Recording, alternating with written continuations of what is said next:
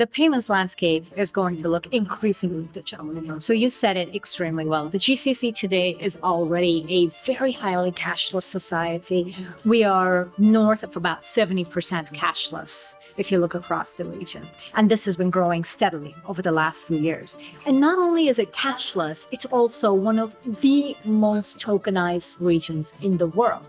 Some of the countries have north of 95% tokenization in terms of face-to-face transactions. So our consumers are extremely tech savvy, our infrastructure is great, and our governments are extremely supportive. So I think this will only continue, and payments in the GCC will continue to become more and more digital. What does that mean, right? Because isn't digital? No, it's not actually. As payments become more digital, you will see a rise in the use of agentic commerce.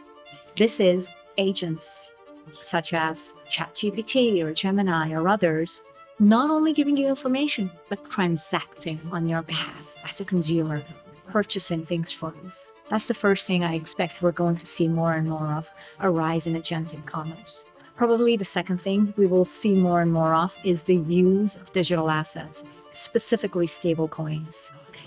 With all the regulations changing around the world, this is an area that we see a lot of surgence in and a lot of potential in. And then probably the third element is around more of real-time payments as systems become more interconnected. So again, across the board, expect to see more digitization with these three focus areas.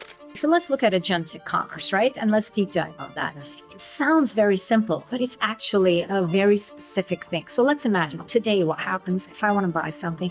Most of the time, I will go on my mobile phone, I'll find something and I'll say, let's buy this, right? Let's say I want to buy a pair of sneakers for running shoes. I'll find something, I'll look around. It'll take me maybe 20 minutes, 30 minutes, whatever it is. I'll buy them. Done.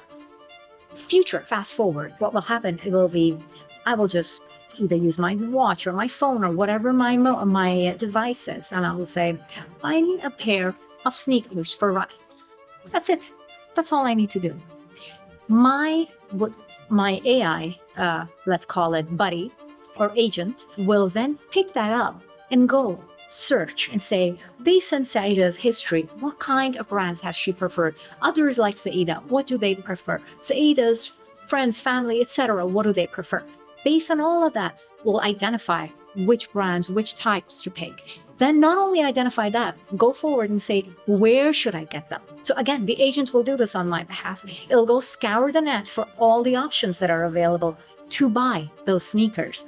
Then it will go a step further and it'll say, I found the best price. And you know what? If I use this coupon or this method, I can get it at whatever Saeeda's optimizing for, maybe price, maybe rewards, whatever the case may be.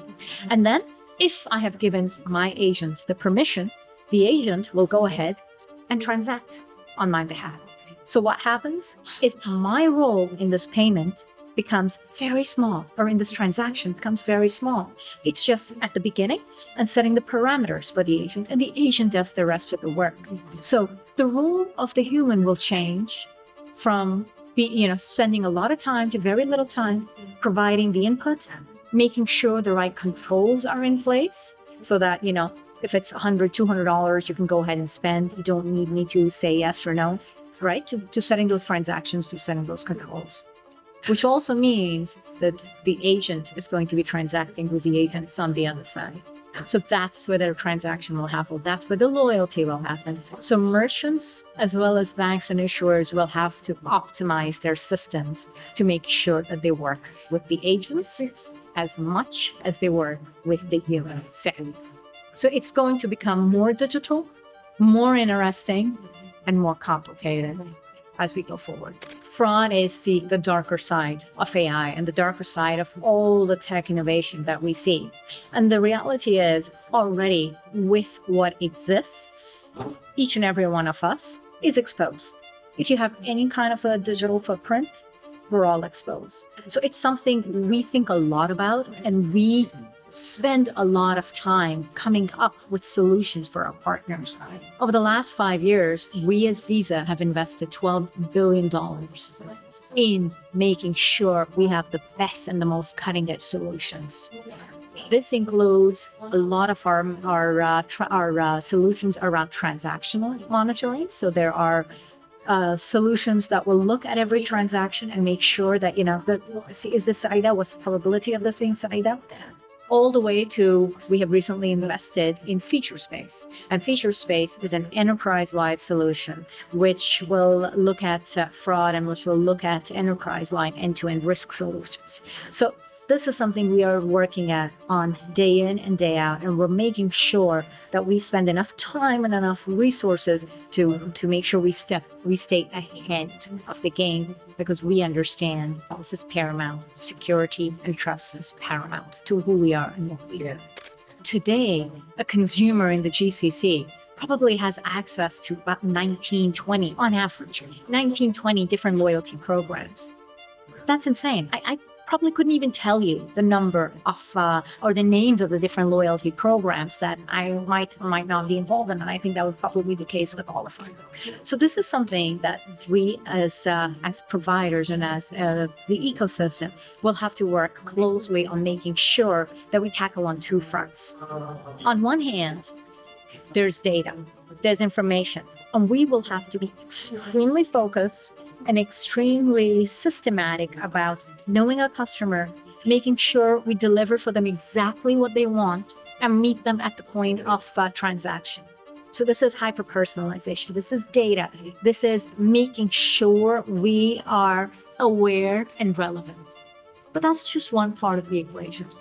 There's another part of the equation, which is there needs to be, even more than ever before, an emotional connect with the consumer. The consumer has to believe in what you represent as an organization. Because if that connect is not there, you risk being layered as an organization and as a business, and you risk being not relevant and being one of the many. So we genuinely believe that you have to work on both ends, the heart and the mind, and making sure we have the data, we are there meeting the customer where they want to be met, but at the same time, be relevant and care. So those are the ways we will think about loyalty in our customer.